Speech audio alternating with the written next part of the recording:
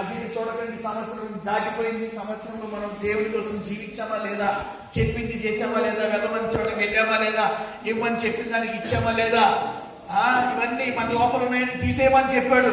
ఏమేమి తీసేయమన్నాడు?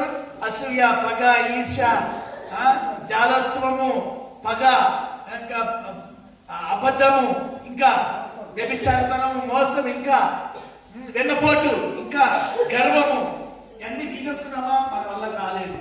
కానీ ఈరోజు మన హృదయం యేసుకి చెప్తాం.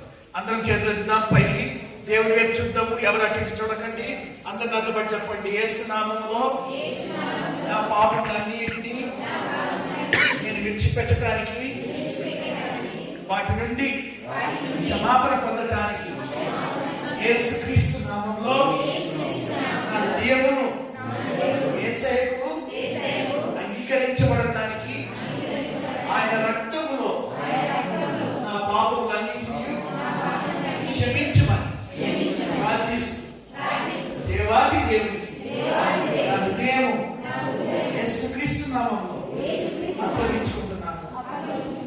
ఆమేన్. Merry Christmas.